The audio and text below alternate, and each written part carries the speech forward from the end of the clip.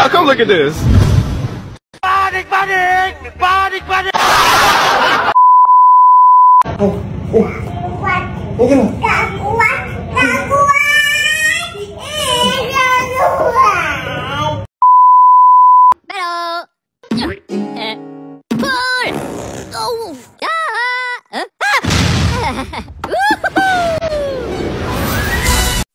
Assalamualaikum warahmatullahi wabarakatuh. Perkenalkan, nama saya Oriza Cynthia Wardani, nomor absen 27. Saya Nisa Melana, nomor absen 7. Saya Junda Barkisna Kasania, nomor absen 18. Saya Dina Anastasia, nomor absen 12. Saya Jasilia Adu, absen 10. Saya Dinda Horonigma, nomor absen 3. Saya Istiana Arilatul Bariza, nomor absen 17. Jadi di sini kami akan menjelaskan materi bab 5 tentang Fatimah Az-Zahra dan Uwais Al-Qarni. Biografi Fatimah Al-Zahra. Nama dan nasabnya adalah Fatimah binti Muhammad bin Abdullah bin Abdul Muthalib. Ia putri Nabi Muhammad SAW. Fatimah Az-Zahra lahir 5 tahun sebelum kerasulan Nabi Muhammad. Ia merupakan anak perempuan termuda dari Nabi Muhammad. Berdasarkan nasabnya, namanya adalah Fatimah binti Muhammad bin Abdullah bin Abdul Muthalib. Keluarga Fatimah Az-Zahra merupakan keturunan dari Bani Hashim dan suku Quraisy. Sayyidah Fatimah Az-Zahra merupakan anak perempuan keempat dari pernikahan antara Nabi Muhammad dengan Khadijah binti Huwailid. Ia memiliki 3 kakak perempuan, yaitu Zainab, Ruqayyah, dan Ummu Kulsum. Fatimah Az-Zahra juga memiliki 2 saudara laki-laki sekandung, tetapi keduanya meninggal ketika masih kecil. Kelahiran Sayyidatina Fatimah Az-Zahra bertepatan dengan peristiwa besar, yaitu ditunjuknya Rasulullah sebagai penengah ketika terjadi perselisihan antara suku Quraisy tentang siapa yang berhak meletakkan kembali Hajar Aswad setelah Ka'bah diperbaharui. Dengan kecerdasan akalnya, Baginda mampu memecahkan persoalan yang hampir menjadikan peperangan di antara kabilah-kabilah yang ada di Mekah. Kelahiran Sayyidah Fatimah disambut gembira oleh Rasulullah SAW dengan memberikan nama Fatimah dan julukannya Az-Zahra. Sedangkan kunyahnya adalah Ummu Abiha atau ibu dari ayahnya. Rasulullah sangat menyayangi Sayyidah Fatimah. Setelah Rasulullah berpergian, ia lebih dahulu menemui Fatimah sebelum menemui istri-istrinya. Aisyah berkata, "Aku tidak melihat seseorang yang perkataannya dan pembicaraannya yang menyerupai Rasulullah selain Fatimah. Jika ia datang mengunjungi Rasulullah, Rasulullah berdiri lalu menciumnya dan menyambut dengan hangat. Begitu juga sebaliknya yang diperbuat Fatimah bila Rasulullah datang mengunjunginya." Fatimah Az-Zahra tumbuh menjadi seorang gadis yang tidak hanya merupakan putri dari Rasulullah, namun juga mampu menjadi salah satu orang kepercayaan ayahnya pada masa baginda. Fatimah Az-Zahra memiliki kepribadian yang sabar dan penyayang karena dan tidak pernah melihat atau dilihat lelaki yang bukan mahramnya. Rasulullah sering sekali menyebutkan nama Fatimah. Salah satunya adalah ketika Rasulullah pernah berkata, "Fatimah merupakan bidadari yang menyerupai manusia." Proses hijrah yang menyakitkan. Tidak ada pilihan lain bagi Fatimah selain harus meningkatkan segala kemampuan dan kesabaran dalam menanggung semua beban penderitaan itu. Dengan semata-mata mengharap ridho Allah. Dengan setia, ia mendampingi ayahnya untuk menggantikan peran ibunya, Khadijah. Oleh karenanya, Fatimah digelari dengan Ummu Abiha, ibu bagi ayahnya. Ketika Rasulullah SAW hijrah ke Madinah, beliau tidak mengajak langsung kedua putrinya, yaitu Ummu Kulsum dan Fatimah. Keduanya tetap tinggal di Mekah bersama kaum perempuan muslim lain, sampai sang ayah mengutus Zaid bin Harithah datang untuk menjemput Ummu Kulsum dan Fatimah menuju Madinah. Perjalanannya tidak luput dari gangguan kaum kafir Quraisy. Fatimah tumbuh berkembang di antara ibu yang mulia, yang menanamkan kemuliaan dan kasih sayang dalam jiwanya yang suci. Ia tumbuh dalam buayan kasih sang bunda yang menempanya dengan kebijakan dan keimanan. Begitu juga dengan sang ayah, beliau memperlakukan putri bungsunya itu dengan baik, bahkan mengistimewakannya. Jika putrinya marah, beliau ikut marah, dan jika putrinya senang, beliau pun ikut senang. Kesendirian Fatimah memang jadi kenyataan pahit, beban yang semakin membukit, namun itu akan menjadi sebuah permulaan bagi pribadi Fatimah yang sesungguhnya. Ketika usianya masih belia, belum genap 5 tahun, ia harus terbiasa melakukan pekerjaan rumah sendiri. Tidak ada lagi tangan sang kakak Zainab, Ruqayyah, dan Ummu Kulsum. Memang Pekerjaan itu berat, tapi disinilah pendidikan karakter dimulai. Fatimah kecil mulai belajar tentang kesungguhan, semangat, dan kerja keras yang akan berguna di masa mendatang dalam mengarungi kehidupan. Fatimah kecil mengalami kegetiran yang sama dengan sang ibu ketika melihat apa yang terjadi pada ayahnya. Tentu saja, ia takut dan khawatir menyaksikan ekspresi ayahnya yang menggigil ketakutan ketika menerima wahyu. Di tengah kekhawatiran itu, Fatimah sadar bahwa sang ayah memerlukan pertolongan.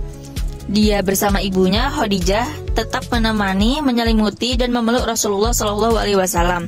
Apapun yang terjadi, Rasulullah adalah tumpuan dan perisai baginya. Hari berikutnya, Fatimah menyaksikan sang ayah sedang melaksanakan sholat di depan Ka'bah. Ketika beliau sedang sujud, orang-orang kafir Quraisy datang mengimpit dan mencekiknya. Fatimah melihat perlakuan mereka kepada sang ayah. Spontan, ia berlari menghampiri sang ayah sambil menangis dan berteriak histeris, lalu membentak mereka. "Terkutuklah kalian, apa kalian tega membunuh seseorang yang telah mengaku Allah sebagai Robnya?" Mendengar bentakan Fatimah itu, mereka pun menjauh dan berpencar. Itulah seorang perempuan. Suara yang keluar dari lubuk kelembutan hati seseorang perempuan. Itu suara Fatimah yang kuat, tegas, dan berpengaruh. Sungguh, suaranya bagaikan petir yang menggelegar, membuat gunung dan bukit ikut bergetar. Seperti firman Allah, seakan-akan mereka keledai liar yang lari terkejut dari singa. Hampir setiap hari, Fatimah dan sang ayah mendengar dan menyaksikan penyiksaan terhadap kaum muslim yang dilakukan oleh orang-orang kafir Quraisy. Ayahnya sendiri dilindungi oleh Allah dan pamannya Abu Thalib. Namun, lama-kelamaan sang ayah tidak mampu melindungi mereka dari penyiksaan-penyiksaan itu. Suatu hari, sang ayah berkata kepada mereka, "Jika kalian hendak hijrah ke Habasyah, kalian akan mendapatkan seorang raja yang bijak, tidak menzalimi siapapun, dan Allah akan memberikan kalian kebebasan."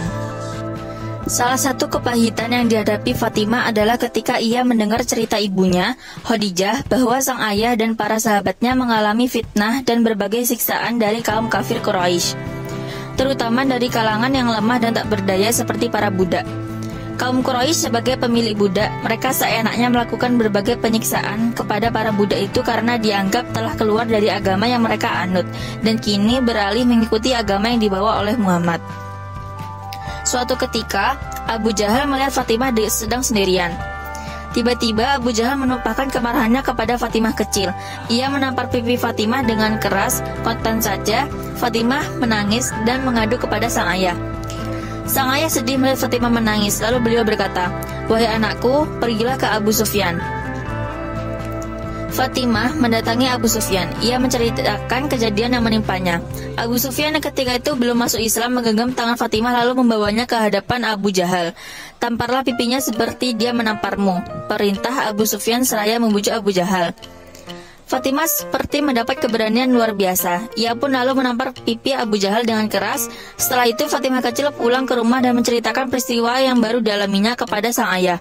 Rasulullah yang senang mendengar cerita sang anak tersenyum lalu mengangkat kedua tangannya dan berdoa, "Ya Allah, jangan Engkau lupakan Abu Sufyan." Ibnu Abbas berkata, "Saya tidak ragu lagi bahwa keislaman Abu Sufyan karena doanya Nabi." Apa yang diutarakan Fatimah tempo hari kepada ibunya itu memang terbukti dalam kehidupannya. Ia tidak hanya bahagia ditakdirkan sebagai seorang putri Nabi yang mendapat kecintaan dan kasih sayang dari sang ayah, tetapi ia juga harus sanggup menghadapi berbagai cobaan berat untuk diuji keimanannya. Allah mengujinya dengan ujian yang paling berat dibandingkan orang yang seusia dengannya. Keeratan hubungan Fatimah dengan sang ayah membuatnya turut merasakan berbagai gangguan yang menyakitkan. Pengikut ayahnya disiksa dan dijemur di padang Sahara yang panas. Fatimah turut merasakan itu semua seperti dialaminya sendiri. Cambukan-cambukan yang mereka rasakan seakan-akan terasa nyeri di punggung Fatimah. Namun putri penghulu Rasul ini tetap tegar menghadapinya. Kisah Fatimah saat ditinggal sang bunda tercinta. Abu Thalib meninggal dunia 3 tahun sebelum hijrah atau 6 bulan usai pemboikotan. Fatimah menyaksikan sang ayah sangat sedih atas kepergiannya, dan tak lama berselang sang bunda yang sangat ia cintai juga wafat di pangkuan ayahnya. Sang bunda wafat pada 11 Ramadan dalam usia 65 tahun. Tentu saja Fatimah sangat berduka cita atas wafatnya ibundanya. Betapa berat musibah yang menimpa keluarga Rasulullah yang harus kehilangan orang yang sangat dicintai, Khadijah.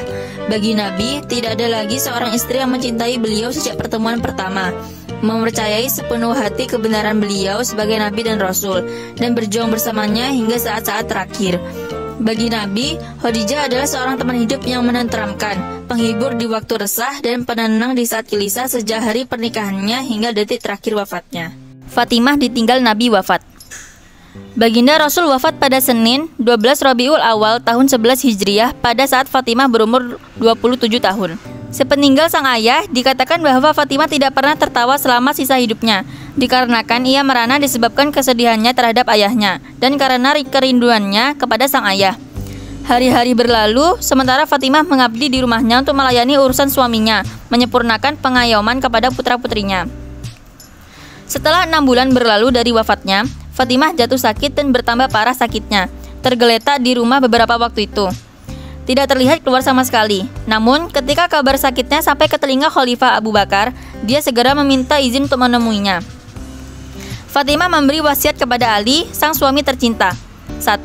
Supaya Ali menikahi Umamah binti As bin Robi, yang juga putri kakaknya Zainab. Supaya Ali menyiapkan keranda mayat yang dia pilih untuknya. Dan yang terakhir, agar ia dimakamkan di malam hari di Baqi. Tak lama setelah itu, Fatimah menghembuskan nafas terakhirnya di pangkuan suami tercinta Ali bin Abi Thalib. Fatimah wafat pada malam Selasa bulan Ramadan tahun 11 Hijriah pada usia 29 tahun. Sedangkan menurut versi Syiah, Fatimah wafat pada hari Senin 3 Jumada Al-Saniyah tahun ke-11 Hijrah, tahun wafat ayahnya. Ali bin Abi Thalib merasa kesepian di rumah serta ditinggal istri tercintanya, Fatimah. Ketika teringat sang istri janggutnya basah oleh air mata, satu-satunya pelipur lara dalam keadaan seperti itu adalah menziarahi kuburan Fatimah Al-Zahra. Keteladanan Fatimah Al-Zahra sebagai Sri Kandi Islam dalam kehidupan sehari-hari, yaitu kejujuran dan amanahnya yang tidak pernah ia hianati, kesetiaan dan ketaatan kepada suami yang selalu ia lakukan dalam keadaan sengsara sekalipun, lapang dada dan bertanggung jawab dalam melaksanakan tugas, dermawan dan mau berkorban untuk orang lain, tegar dalam menghadapi ujian, sosial agamanya yang tidak diragukan lagi, ketaatan beribadahnya kepada Allah, dan masih mau mendoakan untuk orang lain sebelum untuk dirinya sendiri. Sifat Fatimah Az-Zahra yang dapat kita contoh adalah meneladani sifat cerdas, meneladani sifat jujur dan amanah, meneladani sifat berjiwa besar, meneladani sifat keteguhan hati atau tidak mudah tergoda, meneladani sifat sabar dalam menghadapi masalah, meneladani sifat sayang keluarga, meneladani sifat istiqomah dalam berdakwah, meneladani sifat dermawan yang dapat kita praktekkan dalam kehidupan sehari-hari. Biografi Uwais Al-Qarni. Uwais Al-Qarni memiliki nama lengkap Abu Amru Uwais bin Amir bin Jaza Al-Qarni Al-Muradi Al-Yamani. Lahir pada tahun 594 Masehi di desa terpencil dekat Najd, Yaman. Penduduk Yaman, daerah Qarn dari kabilah Murad. Beliau tidak dikenal oleh penduduk bumi, akan tetapi sangat terkenal di langit. Hal ini dikarenakan kerendahan hatinya dan tidak suka mencari ketenaran dan kesalahan, mendorong penyair Arab untuk menganugerahkan sebagai majhul fi al-ard ma'rufin fi as-sama, yang artinya tidak dikenal di bumi atau di antara manusia, tetapi terkenal dan diakui di dunia langit atau demi Allah dan malaikatnya. Beliau dikenal miskin, bahkan banyak orang yang suka mentertawakannya, mengejek-ejeknya dan menuduhnya sebagai pencuri, serta banyak lagi penghinaan yang dilemparkan kepadanya. Pemuda dari Yaman ini telah lama menjadi anak yatim. Tidak mempunyai saudara kecuali sang ibu yang telah tua dan lumpuh. Untuk kehidupan sehari-hari, Uwais bekerja sebagai penggembala kambing. Upah yang diterimanya hanya cukup untuk kehidupan sehari-hari bersama ibunya. Jika ada rezeki lebih, beliau akan membantu tetangganya yang hidup miskin dan serba kekurangan seperti keadaannya. Walaupun dalam keadaan sederhana, beliau tidak pernah lalai dalam mengerjakan ibadahnya, sedikit pun tidak berkurang. Uwais Al-Qarni pernah mengidap penyakit kusta, ialah penyakit kulit. Lalu ia berdoa kepada Allah dan meminta pertolongan kepadanya untuk disembuhkan atas penyakit yang dideritanya selama ini, dan setelah itu Allah Subhanahu wa Ta'ala menjawab doa-doa tersebut sehingga diberi kesembuhan. Tetapi masih ada bekas sebesar dirham atau sebesar uang koin di kedua lengannya. Gelar Hori At-Tabi'in atau Tabi'in. Gelar Hori At-Tabi'in atau Tabi'in memiliki arti yang zuhud, yaitu orang yang meninggalkan kelezatan kehidupan duniawi yang sementara dan fana karena menginginkan kelezatan ukhrawi yang lebih baik dan kekal. Menurut keterangan, Nabi Muhammad SAW pernah menyampaikan bahwa Uwais Al-Qarni adalah pemimpin para tabi'in. Suatu ketika, Nabi Muhammad SAW berkata kepada Umar bin Khattab, "Jika kamu bisa meminta kepadanya untuk memohonkan ampun kepada Allah Subhanahu wa Ta'ala untukmu, maka lakukanlah."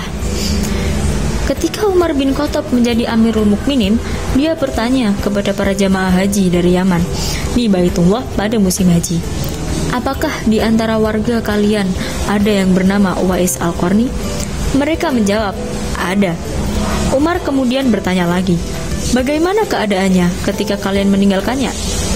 Mereka menjawab tanpa mengetahui derajat Uwais, "Kami meninggalkannya dalam keadaan miskin harta benda dan pakaian yang telah usang." Umar bin Khattab berkata kepada mereka, "Celakalah kalian, sungguh Rasulullah SAW pernah bercerita tentangnya, kalau dia bisa memohonkan ampun untuk kalian, lakukanlah." Kisah Uwais Al-Qarni. Kerinduannya terhadap Rasulullah SAW. Uwais Al-Qarni telah memeluk Islam pada masa negeri Yaman. Pada saat itu, Uwais mendengar seruan Nabi Muhammad SAW yang telah mengetuk pintu hati mereka untuk menyembah Allah yang tak ada sekutu baginya. Islam mendidik setiap pemeluknya agar berakhlak luhur. Peraturan-peraturan yang terdapat di dalamnya sangat menarik hati Uwais Al-Qarni. Sehingga setelah seruan Islam datang ke negeri Yaman, beliau segera memeluknya. Karena selama ini hati Uwais Al-Qarni selalu merindukan kedatangan kebenaran. Kecintaannya kepada Rasulullah menumbuhkan kerinduan yang sangat kuat untuk bertemu dengan Rasulullah. Tetapi apalah daya, beliau tak punya cukup bekal untuk pergi ke Madinah, dan beliau mengkhawatirkan ibunya jika ia pergi. Siapa yang akan merawat ibunya? Kerinduannya terhadap Rasulullah yang tidak dapat dibendung lagi. Uwais mengeluarkan isi hatinya dan memohon izin kepada ibunya agar diperkenankan pergi menziarahi Nabi Muhammad SAW di Madinah. Sang ibu walaupun telah uzur merasa terharu ketika mendengar permohonan anaknya. Beliau memahami perasaan Uwais dan berkata, "Pergilah wahai anakku, temuilah Nabi di rumahnya, dan bila telah berjumpa, segeralah engkau kembali pulang." Halangan untuk bertemu dengan Rasulullah SAW. Dengan waktu yang cukup lama, akhirnya tibalah Uwais Al-Qarni di kota Madinah. Segeralah ia menuju ke rumah Nabi Muhammad SAW. Diketuk pintu rumah itu sambil mengucapkan salam. Keluarlah Sayyidah Aisyah sambil menjawab salam Uwais. Segera saja Uwais menanyakan keberadaan Nabi Muhammad SAW yang ingin ditemuinya. Namun ternyata Baginda SAW tidak berada di rumah, melainkan berada di medan perang. Betapa kecewa hati si sang perindu. Dari jauh ingin berjumpa, tetapi yang dirindukannya tidak berada di rumah. Dalam hatinya bergejolak perasaan ingin menunggu kedatangan Nabi Muhammad SAW dari medan perang. Akan tetapi beliau teringat akan pesan dari ibunya untuk segera kembali ke Yaman. Penghuni langit menggendong ibunya naik haji dari Yaman. Beliau adalah pemuda yang saleh dan sangat berbakti kepada ibunya, seorang wanita tua yang lumpuh. Uwais Al-Qarni senantiasa merawat dan memenuhi semua permintaan ibunya. Hanya satu permintaan yang sulit beliau kabulkan, yaitu sang ibu ingin menjalankan ibadah haji. Perjalanan ke Mekah sangatlah jauh, melewati padang tandus yang panas. Orang-orang biasanya menggunakan unta dan membawa banyak perbekalan. Lantas, bagaimana hal itu dilakukan Uwais Al-Qarni yang sangat miskin dan tidak memiliki kendaraan? Kemudian Uwais menggunakan cara dengan bawa seekor anak lembu dan membuatkannya kandang di puncak bukit. Setiap pagi beliau menggendong bolak-balik anak lembu itu naik turun bukit. Banyak orang yang beranggapan bahwa perbuatannya itu sangat aneh. Setelah 8 bulan berlalu, sampailah pada musim haji. lembu Uwais Al-Qarni telah mencapai 100 kg. Begitu juga otot Uwais Al-Qarni yang makin kuat. Beliau menjadi bertenaga dan kuat untuk mengangkat beban yang lebih berat. Dan selama ini, beliau berlatih untuk menggendong sang ibu dari Yaman ke Mekah untuk menunaikan ibadah haji. Uwais Al-Qarni menggendong ibunya dengan berjalan kaki dari Yaman ke Mekah. Subhanallah, alangkah besar cinta Uwais Al-Qarni pada ibunya itu. Beliau rela menempuh perjalanan jauh dan sulit demi memenuhi keinginan ibunya. Uwais Al-Qarni berjalan tegap, menggendong ibunya wukuf di Ka'bah. Ibunya terharu dan bercucuran air mata setelah melihat Baitullah, dan di hadapan Ka'bah, ibu dan anak itu berdoa, "Ya Allah, ampuni semua dosa ibu," kata Uwais Al-Qarni. "Bagaimana dengan dosamu?" tanya sang ibu keheranan. Uwais Al-Qarni menjawab, "Dengan terampuninya dosa ibu, maka ibu akan masuk surga." Itulah keinginan Uwais Al-Qarni yang tulus dan penuh cinta. Allah Subhanahu wa Ta'ala pun memberikan karunia untuknya. Uwais Al-Qarni seketika itu juga sembuh dari penyakit kulitnya, hanya tertinggal bulatan putih di kedua lengannya. Syahadah. Dari Madinah, Uwais datang ke Kufah dan hidup di sana. Beliau syahid pada tahun 37 Hijriah atau 657 Masehi pada usianya yang ke-67 dalam perang Siffin, yaitu perang saudara antar umat Islam yang kedua. Terkait dengan tempat meninggalnya Uwais, terdapat beberapa nukilan beberapa tempat diketahui sebagai pusara Uwais yang ada di kawasan Raqqah, Suriah, juga tempat-tempat lainnya seperti Damaskus, Iskandariyah, dan Diyarbakar. Berdasarkan riwayat-riwayat yang ada, ia hadir pada perang Siffin di barisan Imam Ali dan jasadnya ditemukan di antara para syahid yang sudah gugur dalam perang itu. Pada masa sekarang ini, pusara Uwais berada di kota Raqqah dan Suriah, yang berada di sebelah kiri pusara Ammar bin Yasir. Pusara tersebut memiliki kubah dan bangunan, terdapat pula aula kecil, dan di atas pusaranya tertulis nama-nama Uwais Al-Qarni dengan tulisan Had Khufi, yang dimana tulisan tersebut memenuhi setengah dari batu marmer pusaranya. Fenomena ketika Uwais Al-Qarni wafat.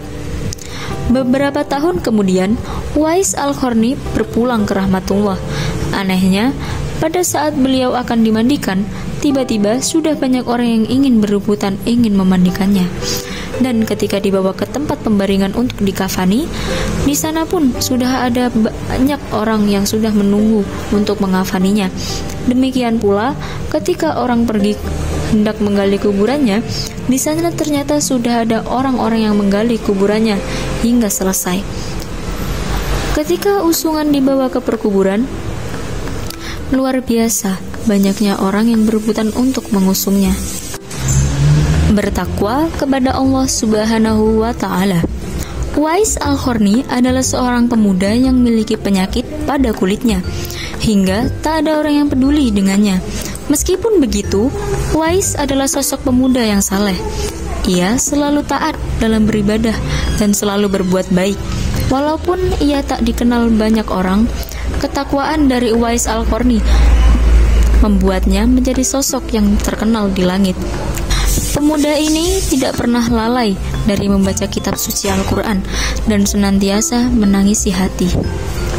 Pakaiannya hanya 2 helai saja, sudah terlalu lusuh untuk dipakai, sehingga tidak ada orang yang menghiraukannya.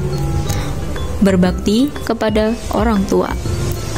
Ibu Uwais Al-Qarni sangat ingin pergi ke Mekah, namun Uwais belum memiliki kendaraan dan bekal yang cukup. Mengingat perjalanan Yaman ke Mekah yang sangat jauh, walaupun begitu, Uwais tidak menyerah. Uwais memilih seekor lembu kecil yang kandangnya ia buat di atas bukit. Setiap hari Uwais menggendongnya, hingga suatu hari lembu itu sudah besar.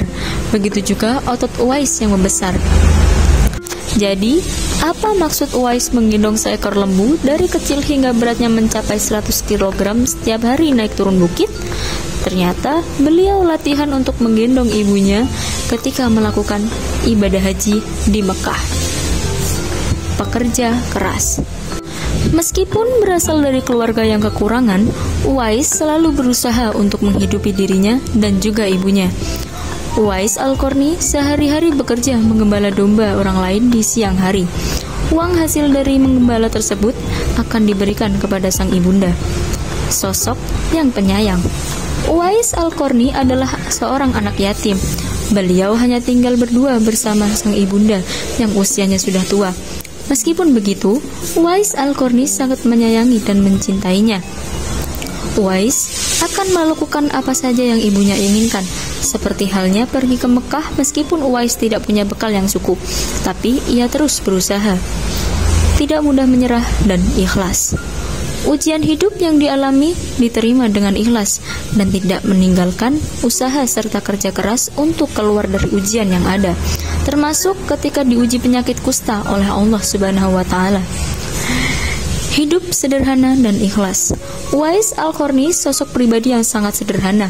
Hidupnya tidak bergelimang harta, walaupun ia mendapat perhatian sang penguasa waktu itu, yaitu Umar bin Khattab. Tetapi Uwais Al-Qarni tidak memanfaatkan fasilitas dan kesempatan. Jadi, keteladanan yang dapat kita pelajari dari materi yang telah saya jelaskan, yaitu adalah bertakwa kepada Allah Subhanahu wa Ta'ala, berbakti kepada orang tua, pekerja keras, sosok yang penyayang, tidak mudah menyerah, sabar dan ikhlas, dan hidup sederhana. Terima kasih telah mendengarkan penjelasan materi dari kami. Khairun nasi ahsanuhum khuluqan wa anfa'uhum linnas. Sebaik-baik manusia adalah yang terbaik budi pekertinya dan yang paling bermanfaat bagi manusia lainnya. Adabul mar'i khairu min dahabi. Adab seseorang itu lebih berharga daripada emasnya.